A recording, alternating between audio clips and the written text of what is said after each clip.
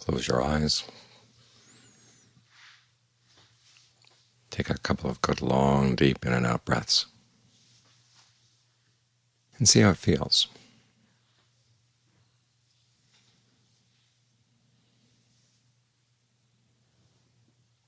Does it feel energizing or does it feel tiring? If it feels good, keep it up. If not, you can change. Experiment with the breath. Think of the breath not just as air coming in and out of the lungs, but the whole movement of energy through the body. As the breath comes in, the breath goes out. In some parts of the body it's very obvious, then in others it's more subtle. Focus on a part of the body where it does seem obvious.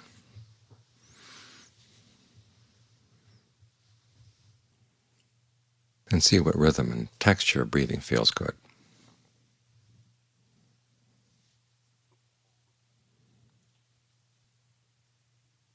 And it's entirely up to you to judge what feels good right now. Because this is one of the purposes of the meditation, is to develop your powers of judgment. And you have to balance two things. One is how the breathing feels right now, and then if you stick with a particular kind of breathing, how does it affect the body over time? If you find that it feels good for a while, then after a while it doesn't feel so good, well, you can change. Try to keep on top of what the body needs right now, whether it needs to be calmed down, whether it needs to be energized.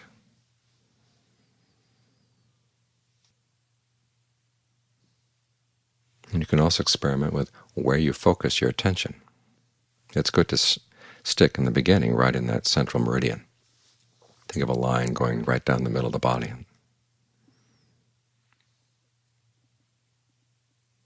Try to keep your attention focused there.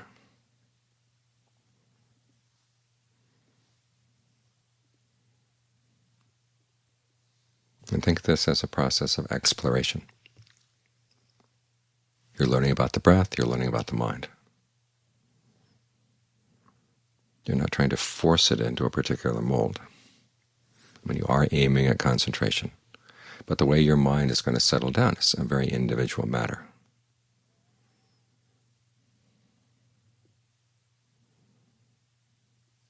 Some people like to use a meditation word along with the breath. Other people don't like to use that word. They'd rather have the breath on its own. Some people like to count the breaths. If you do count the breaths, don't go beyond 10. Otherwise it turns into a counting exercise. Start 1 through 10, and then 1 through 10 again, and until you find that it's easy to stay with the breath, and then you can drop the counting. Drop the meditation word so you can be more sensitive to how the breathing feels. You're trying to get a sense of what works.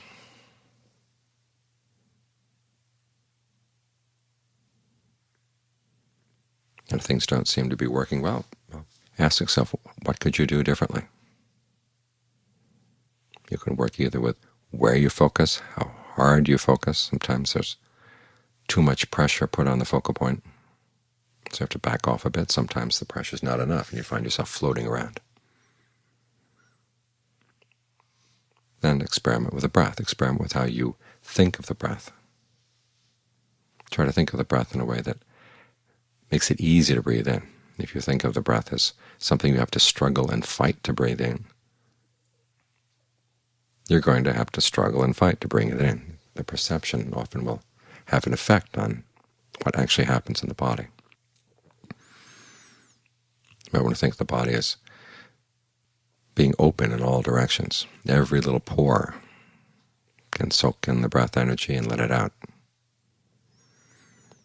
And all the channels of energy in the body work together. Think in that way. See what it does.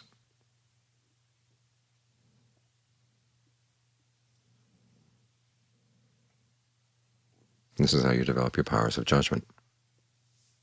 You notice what you're doing, and then you notice the results you get. This is how discernment gets developed.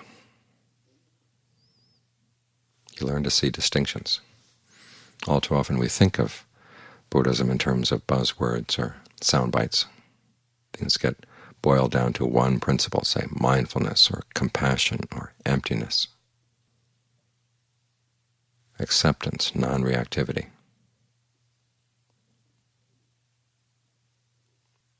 And all these things are good things, but they have to have their time and place. There was a Deva that once went to see the Buddha and asked him about how you should practice. And the Buddha goes down a long list of things. He says, for example, there's equanimity. There's the equanimity that should be pursued and the equanimity that should not be pursued. And how do you know which is which? Well, certain kinds of equanimity, if you pursue them, unskillful states arise in the mind. Okay, don't pursue that equanimity. The types of equanimity that if you pursue them give rise to skillful states. Okay, that's the kind you should pursue. In other words, it's up to you to notice.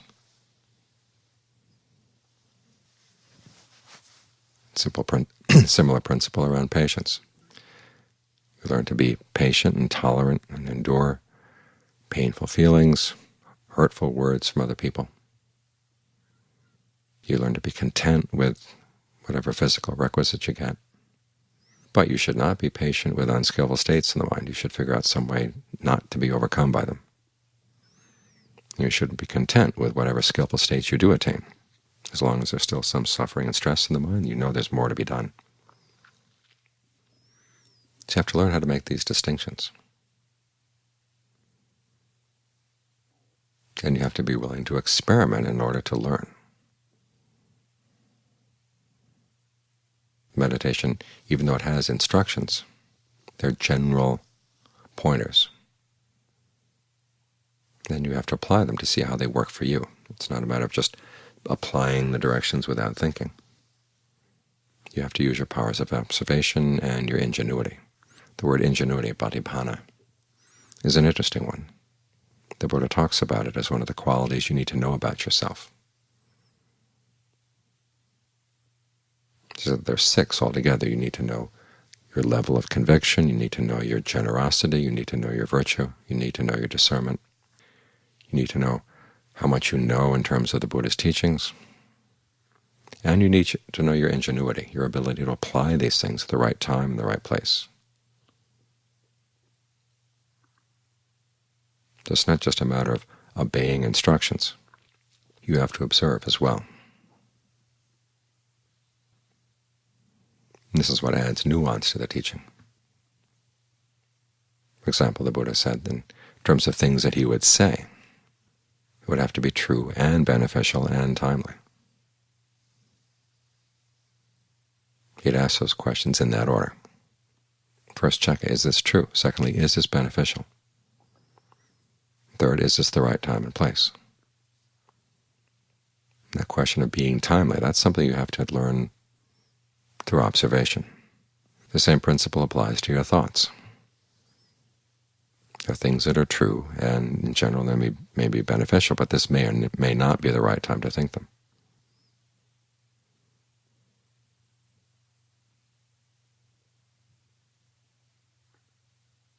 So right now the thoughts you want are the ones that help keep you focused on the breath, keep you interested in the breath.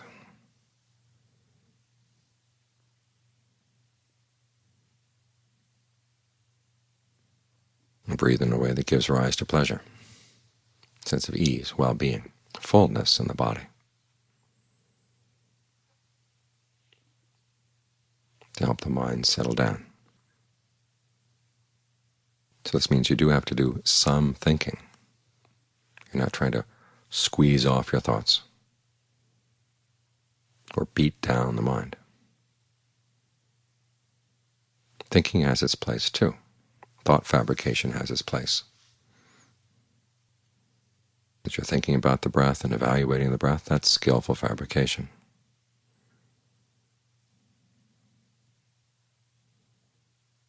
Any questions you ask yourself about the breath that help keep you interested in the breath, that's skillful fabrication too. And as this time and place is concerned, any thoughts that pull you away, those are thoughts you don't want to get involved with. Just drop them. Let them go. The mind needs to rest. It needs to have a sense of its center as its normal place to be. Because when the mind is well-centered, it gains energy. It's healing for the mind.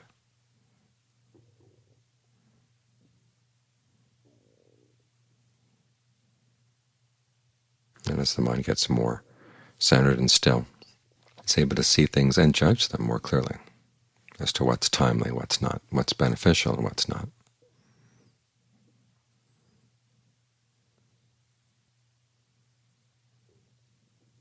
And this ability to judge, this is what helps to develop our discernment.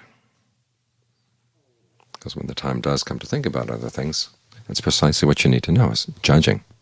What kind of thoughts really are good thoughts, useful thoughts, timely thoughts.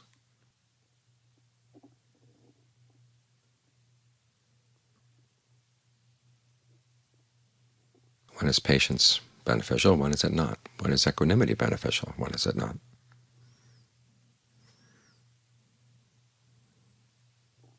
There's a story that Ajahn Chah tells, and it's interesting that he tells this because sometimes you hear that Ajahn Chah was all about let go, let go, let go.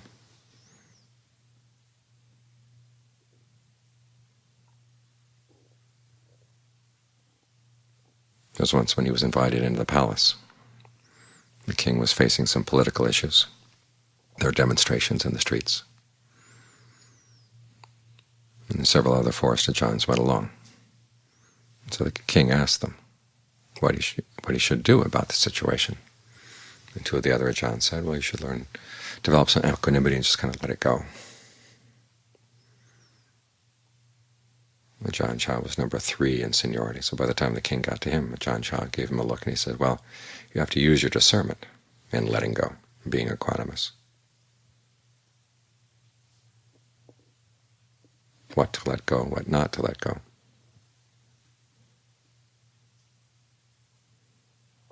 And how are you going to know? This is what comes from learning how to look at your actions and learn how to evaluate them. This is where thinking is useful.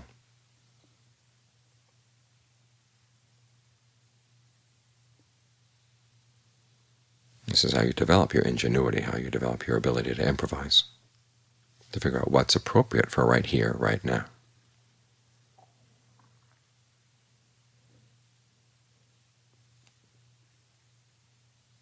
And if you're not really sure,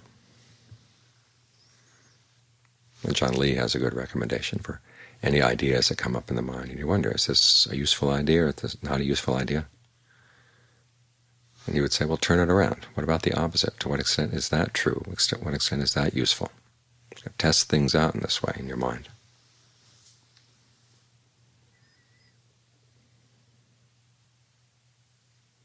Say, for instance, you've been noticing that there's some blockage in the breath energy in the left side of your body, so you focus on the left side, and for some reason it seems to get worse. Okay, well, think about the opposite. How about focusing on the right side? Because sometimes there's an overcompensation, and the real problem is not where you notice the pain, but it's on the opposite side of the body. This is a physical example. But the same principle applies to ideas as well. Whatever idea you think of the opposite. Compare them.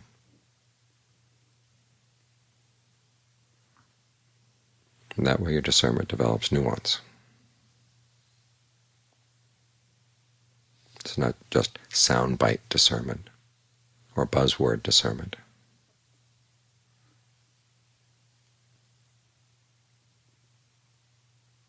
It's the discernment that comes from being really observant.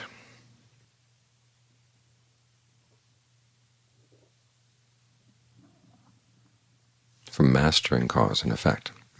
This is one of the reasons why we have meditation instructions. They give you an idea of something to do, and you try it out.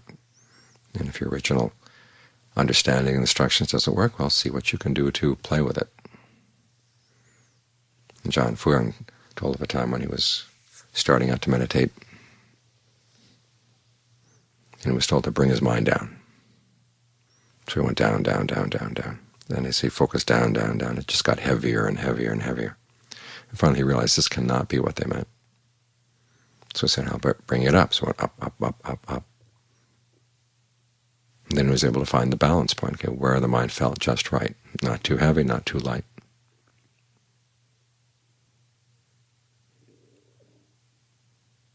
That's when he also realized he hadn't understood what was meant by bringing the mind down.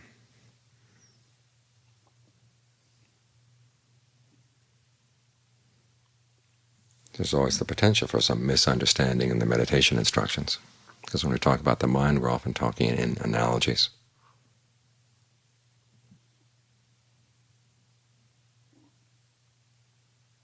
We're talking about something that's very personal. Your own experience of your mind and your breath are not things that you can bring out and chart out for someone else to see. But you take the instructions and you give them a try. And then you play with them until you find what works. This is how your discernment gets developed. This is how you come to understand.